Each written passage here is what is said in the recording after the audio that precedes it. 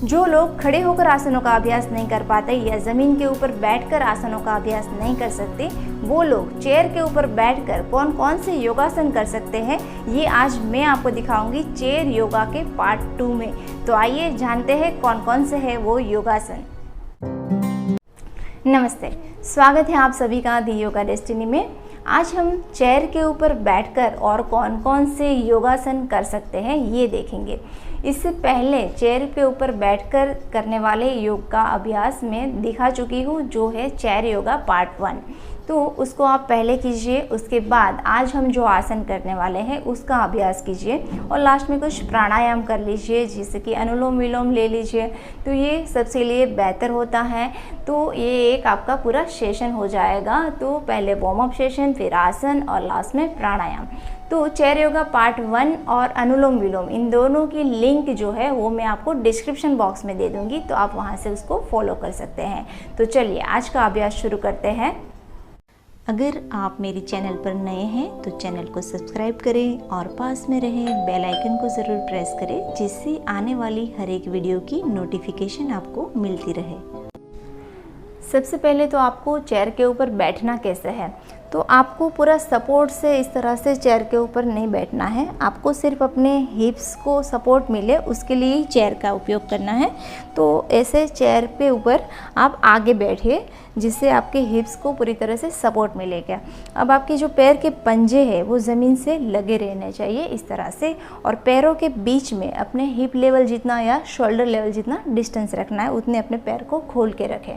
अब हमारा पहला स्ट्रेच कैट काउ स्ट्रेच, जिसके लिए हमें दोनों हाथों को इस तरह से ओपन करना है साइड में।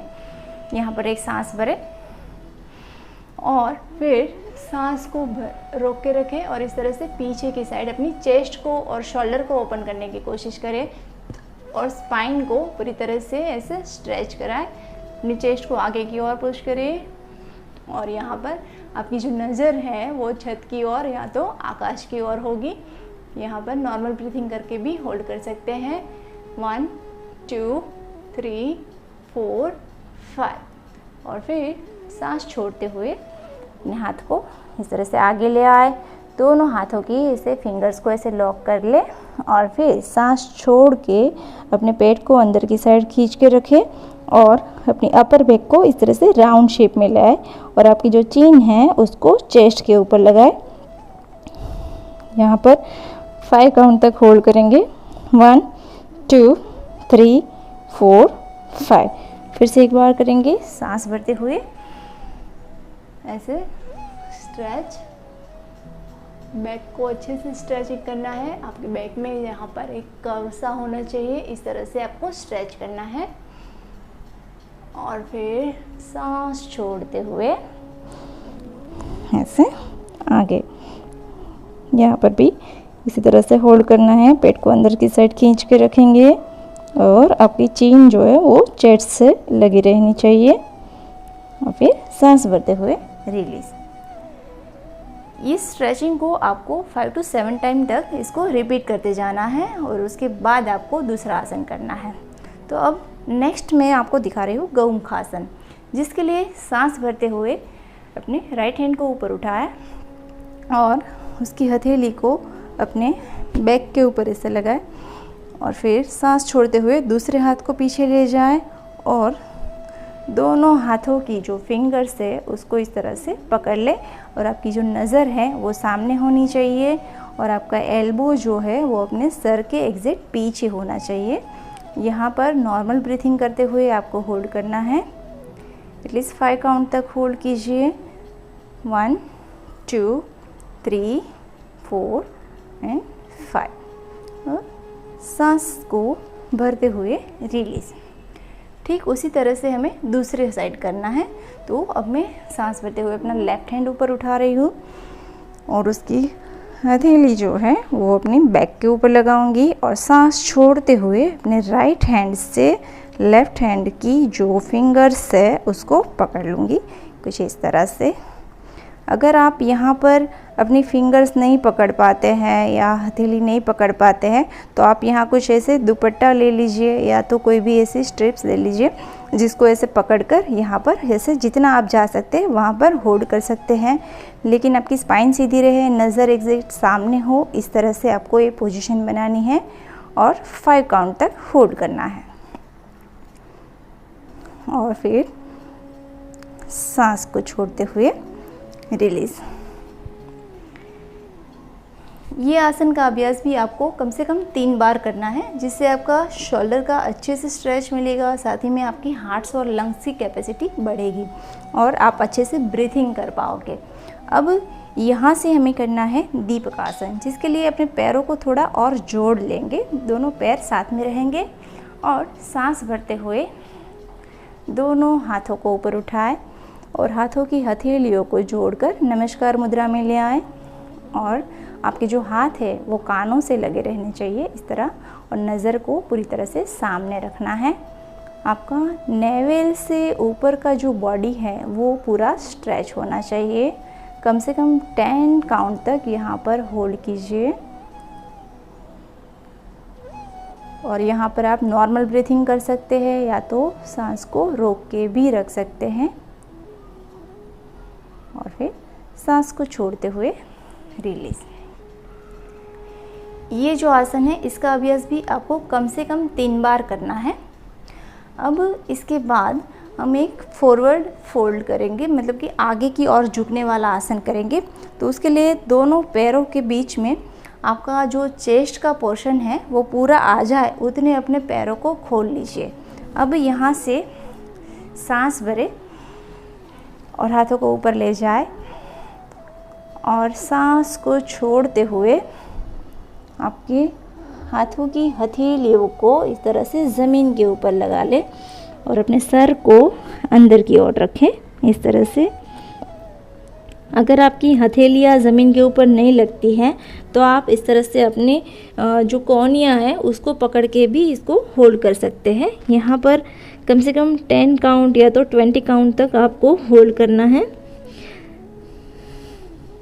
और यहाँ पर ऐसे आप होल्ड कर सकते हैं या तो अपनी हथेलियों को ज़मीन के ऊपर ऐसे लगाकर भी होल्ड कर सकते हैं। ये आपकी पेट की जो चर्बी होती है उसको रिड्यूस करेगा, साथ ही में पेट में रहने वाली गैस है या कॉन्स्टिपेशन की प्रॉब्लम होती है तो उसको भी ये रिलीज़ करता है। उसके बाद सांस भरते हुए इस तरह से आराम से अपनी स्पाइन को पूरा सीधा रखते हुए ऊपर आना है और रिलैक्स।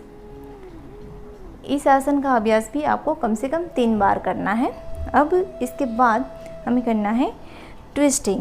तो ट्विस्टिंग के लिए एक पैर के ऊपर दूसरे पैर के घुटने को ऐसे रख लेंगे।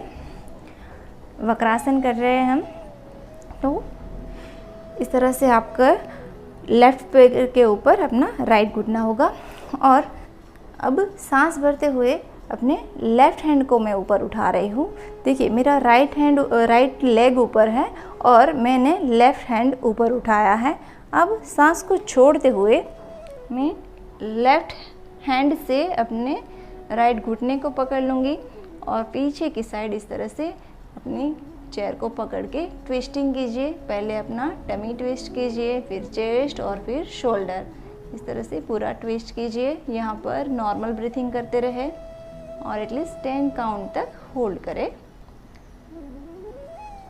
और फिर सांस को भरते हुए बीच में।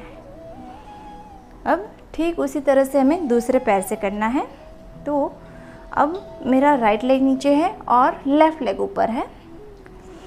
अब सांस भरते हुए मैं अपने राइट हैंड को ऊपर उठाऊंगी। जो लेग ऊपर है उसका अपोजिट हैंड से आपको उस पैर को पकड़ना है इस तरह से और सांस को छोड़ते हुए पूरा ट्विस्ट करिए। यहाँ पर नॉर्मल ब्रीथिंग कर सकते हैं और 10 काउंट तक होल्ड कीजिए। इस पोजीशन में 10 काउंट तक होल्ड करेंगे और फिर सांस को भरते हुए वापस से बीच में आए। इस आसन का अभ्यास आपको दोनों ही साइड 3-3 बार कम से कम करना है। अब कुछ आसनों का अभ्यास हम आगे से देखेंगे, तो उसके लिए आपको पैरों को थोड़ा और ओपन कर लेना है। इस तरह से थोड़ा और खोल ले पैरों को और चेयर पे थोड़ा आप पीछे की ओर बैठ सकते हैं। देखिए पूरा सपोर्ट से नहीं बैठना है, स्पाइन को सीधी रखनी है। इस तरह से पैर को थोड़ा खोल के बैठेंगे। अब सांस भरते हुए हाथों की फिंगर्स को ऐसे लॉक करेंगे और हाथों को आगे ले आएंगे। यहाँ पर एक बार सांस भरें और फिर सांस को छोड़ते हुए ऐसे सर्कल लगाते हुए, जैसे चक्की चालन आसन बोलते हैं, ऐसे तो चक्की चलाते हैं उस तरह से आपको नीचे की ओर जाना है और सांस भरते हुए ऊपर, सांस को छोड़ते हुए नीचे, सांस भरते हुए ऊपर और सांस छोड़ते हुए नीचे। इस तरह से 5 टाइम हम क्लॉकवाइज करेंगे और फिर 5 टाइम उसका एंटी क्लॉकवाइज। सांस छोड़ते हुए नीचे जाए, सांस भरते हुए ऊपर, सांस छोड़ते हुए नीचे, सांस भरते हुए ऊपर। देखिए हाथों को पूरी तरह से सीधा रखना है। आपको हाथों को अपनी कोहनियों से मतलब बेंड नहीं करना है, पूरे सीधे रहने चाहिए। सांस भरते हुए ऊपर और सांस को छोड़ते हुए नीचे। इस तरह से 5 टाइम के, यानी कि 5 टाइम क्लॉकवाइज और 5 टाइम एंटी क्लॉकवाइज, ऐसे 10 का एक सेट होता है। तो ऐसे आपको लगाने हैं पूरे 3 साइड। तो ये था चक्की चालन आसन। अब इसके बाद उत्कट कोणासन करेंगे, तो जिसके लिए आपको अपने दोनों ही पैरों को थोड़ा और खोल लेंगे और पैर के जो पंजे हैं वो दोनों ही आउटसाइड होंगे। मतलब कि दोनों जो पैर के पंजे और घुटने वो दोनों ही आपकी दोनों साइड तक ओपन होंगे इस तरह से। अब यहाँ से आपको एक सांस भरनी है और सांस को भरते हुए हाथों को ऊपर उठाए और फिर सांस छोड़ते हुए अपने एक हाथ को कोहनी से बेंड करके अपनी थाइस के ऊपर रखना है और दूसरा हाथ इस तरह से अपने कानों से ऊपर होकर जाएगा और पूरी तरह से सीधा रहेगा और आपको छत की ओर देखना है इस तरह से। यहाँ पर एटलीस्ट 5 काउंट तक होल्ड करें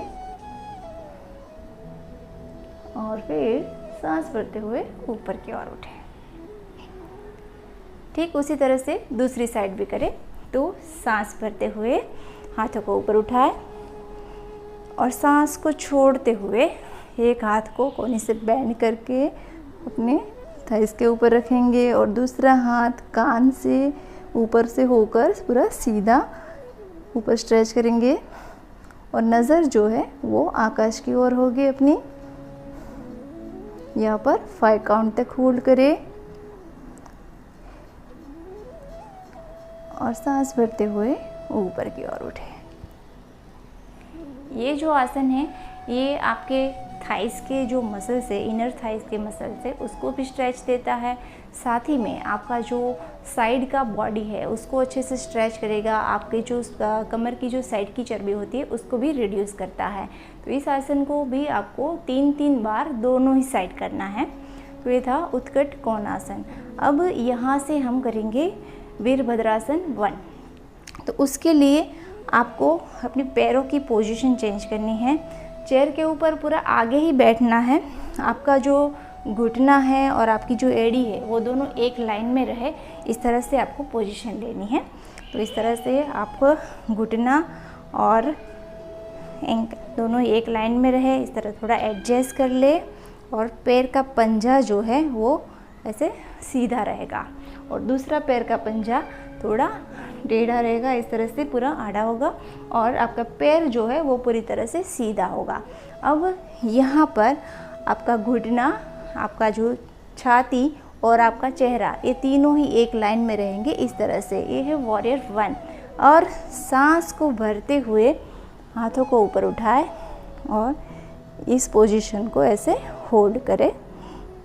यहाँ पर 10 काउंट तक होल्ड करें और फिर सांस छोड़ते हुए रिलैक्स।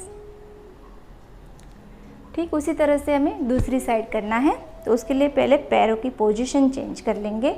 तो आपका घुटना और एड़ी का पोर्शन एक लाइन में रहना चाहिए। इस तरह से थोड़ा एडजस्ट करेंगे और ये पूरा पैर पूरी तरह से सीधा। आपका घुटना, छाती और चेहरा ये सब एक लाइन में होगा, इस तरह से आपको रखना है। और फिर सांस भरे। और देखिए पैर का पंजा जो है वो दोनों ही पंजे ऐसे ज़मीन से लगे रहने चाहिए और यहाँ पर ऐसे होल्ड कीजिए 10 काउंट तक एटलीस्ट होल्ड करें। जो लोग खड़े होकर वीरभद्रासन नहीं कर पाते हैं उन लोगों के लिए बहुत ही अच्छा ऑप्शन है। एटलीस्ट 10 काउंट होल्ड करें, उसके बाद सांस को छोड़ते हुए नीचे आ जाए। अब इसका वीरभद्रासन पार्ट 2 यानी कि वॉरियर 2 करेंगे हम। तो उसके लिए फिर से ठीक उसी तरह की पोजीशन रखनी है हमें। ये अपना जो घुटना है और जो एड़ी है वो एक लाइन में रहेगी, लेकिन यहाँ पर फ़र्क ये होगा कि आपका जो कमर का जो पोर्शन है वो पूरी तरह से सीधा सामने होगा इस तरह से। और सांस भरते हुए दोनों हाथों को इसे साइड में ओपन कर ले और फिर अपनी सिर्फ नज़र को अपने हाथ के ऊपर ले जाए और यहाँ पर 10 काउंट तक होल्ड करिए। देखिए यहाँ पर ना आपका कमर ट्विस्ट नहीं है, पूरी तरह से सीधा है। होल्ड करिए यहाँ पर 10 काउंट तक, नॉर्मल ब्रीथिंग करते रहें और नज़र जो है वो आपकी उंगलियों के ऊपर होनी चाहिए। और फिर सांस को छोड़ते हुए नीचे। अब ठीक उसी तरह से हमें दूसरी साइड भी करना है, तो चेंज कर ले, अपनी पैरों की पोजीशन चेंज कर ले। तो इस तरह से आपका पूरा जो थाइस का पोर्शन है वो चेयर के ऊपर लगा रहेगा और आपका जो घुटना है और एड़ी जो है वो पूरी एक लाइन में रहेगी। आपकी जो कमर का हिस्सा है वो इस तरह से सामने की ओर रहेगा। और यहाँ पर सांस भरते हुए दोनों हाथों को ऊपर उठाएं और अपनी जो नज़र है उसको अपनी उंगलियों के ऊपर ले जाएं। 10 काउंट तक यहाँ पर होल्ड करें, नॉर्मल ब्रीथिंग करते रहें। ये और वॉरियर 1 यानी कि वीरभद्रासन 1 और ये 2, इन दोनों का अभ्यास आपको दोनों ही साइड 3-3 बार करना है। और फिर सांस को छोड़ते हुए रिलैक्स। चेयर योगा के पार्ट 1 और पार्ट 2 इन दोनों में हमने जो जो आसन सीखे या जो भी स्ट्रेचिंग किए, ये सारे आसन और स्ट्रेचिंग आपके शरीर को स्वस्थ और निरोगी रखने के लिए काफ़ी है। साथ ही में आपके मेंटल स्ट्रेस को भी कम करता है। तो हर कोई योग से जुड़ सके और हर कोई योग का अभ्यास कर सके, इसलिए इस वीडियो को लाइक कीजिए और हर एक उस ज़रूरतमंद इंसान के पास पहुंचाए, जिसके लिए आपको शेयर करना पड़ेगा। तो वीडियो को ज़्यादा से ज़्यादा लोगों के साथ शेयर कीजिए, जिससे ये वीडियो का हर कोई देख सके और हर कोई योग का अभ्यास कर सके और हर कोई योग से जुड़ सके। तो योग करें, निरोगी रहे। इसी के साथ मैं आपसे इजाज़त लेती हूँ और नेक्स्ट टाइम फिर कुछ नए इन्फॉर्मेशन के साथ, कुछ नए टॉपिक के साथ फिर मिलेंगे। तो बने रहिए मेरे साथ विद दी योगा डेस्टिनी।